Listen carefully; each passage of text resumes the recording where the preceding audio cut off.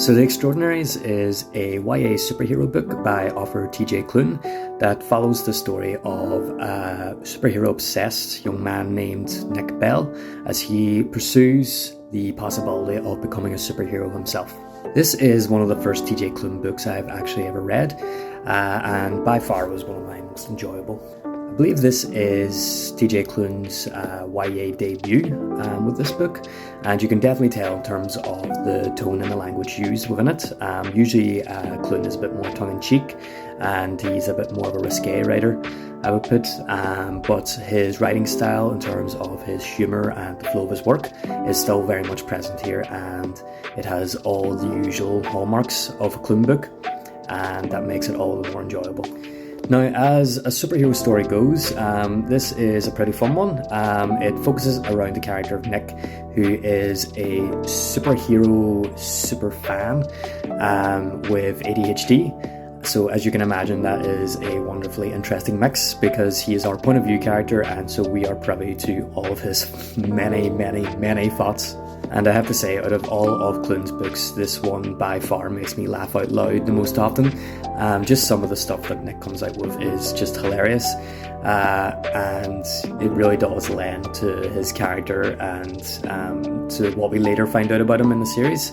But yeah, he's generally just a very entertaining protagonist, but there are some issues around his character that I'll get into. But Nick essentially has a crush on one of the heroes within a city, Shadowstar, and he basically spends his time writing fan fiction about Shadowstar and his nemesis, and generally has a sort of crazed fan obsession with him, and that leads to more progression in the story and leads us to one of the larger twists towards the end of the story. Now, in terms of story work, this isn't obviously the most original idea in the world, but it is tried and true, and there's a nice twist to it where our protagonist obviously has a disorder, ADHD, and on top of that he also is gay as well.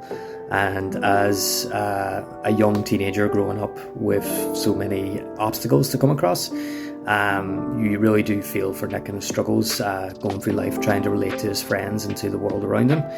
And he's still just a very generally interesting character, and it's more him and his experiences that carry us through the story mostly, because the story itself is pretty generic. You can pretty much predict what's going to happen. You can sort of predict the twist at the end. Nothing is too out of place, but that doesn't necessarily mean it's bad. It just means that, you know, you shouldn't expect any too many crazy twists or turns of writing or anything like that.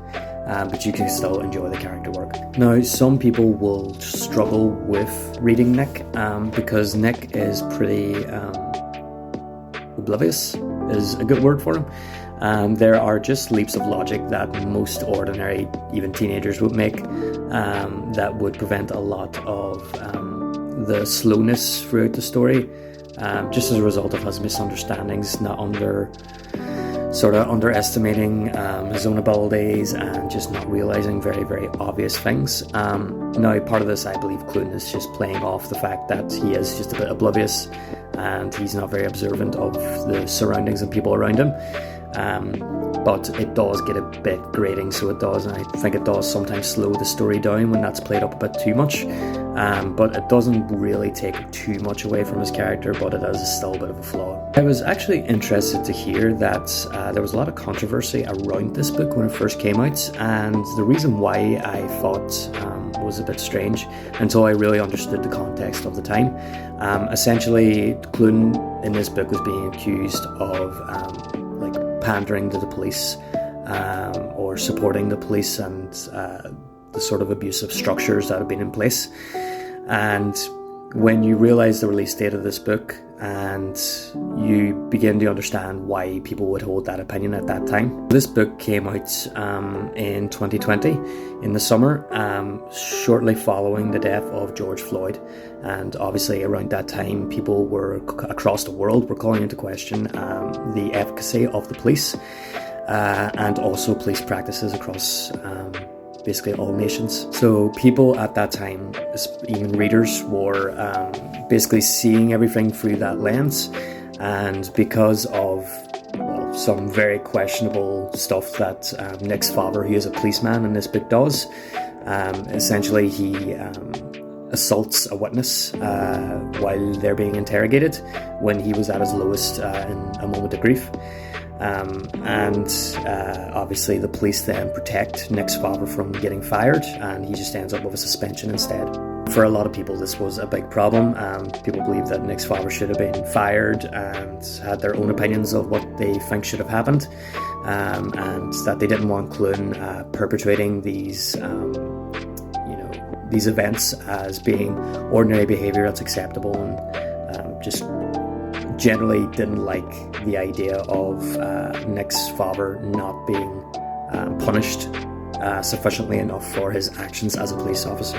Which I can understand, but I don't think that was ever Klune's intention. Honestly, I felt that Klune wanted the father to be a police officer, not because he has any real interest in the police. I think he just wanted, as an archetype of the superhero genre, as they have the inside man within the police station. And the moment of assault, I would just put down to him trying to establish the father being at the lowest possible point. I don't think there was any real malicious intent in it. But I can understand why people would have the perspective, especially considering the context of the time when the book came out. Now, why am I mentioning this in such detail? It's because Klune, in the following books, which I will review as well, tries to correct this. And he does it in a really pandering way, and I just think, it really, really suffers. The writing dips as a result of it. So just a general warning, if you have an intent for the story going forward, don't be doing a whole whiplash thing, where, all of a sudden you're abandoning certain plot points, stuff's happening that's very quick and random, and don't try to do anything too preachy either, because that's not what this book is supposed to be for. Clearly, it's just supposed to be a YA superhero book, and bringing all this outside context into it just turns into something different that it's not ever supposed to be. So yeah, whatever you want to think of that, that's my opinion on it. But yeah, in terms of other negatives and stuff like that there, I think the story does drag on a little bit. Some of the mysteries, which are very obvious to the reader, drag on a bit too long, and a lot of effort is put into sort of justifying Nick's incompetence, really. But Klune does lay down some groundwork for some larger mysteries for the rest of the series, which are really, really interesting, and I'm actually excited more to get towards those than what we're currently experiencing in this story. And obviously there's the cute romance element of the story between Nick and his best friend, who Nick is oblivious to, essentially, until it's pointed out to him that they've basically been in love with each other since they were kids. Yeah, it's just a fun little element of the story, and I personally enjoyed it. I thought it was a nice addition to his character into the story. But yeah, that's it. I would give this maybe a 3.5 or 4 out of 5. I enjoyed the story. I think it does get bogged down a little bit by Nick's character traits, but it's still pretty serviceable, and I enjoyed it. It's a nice fun read, and it's a good read for a young person, I would say, and a good introduction to kind of Klune's writing style. But yeah, I'll be doing a review next on his following book, which I believe is Flashfire. So yeah, I'll be doing a quick review of that one as well.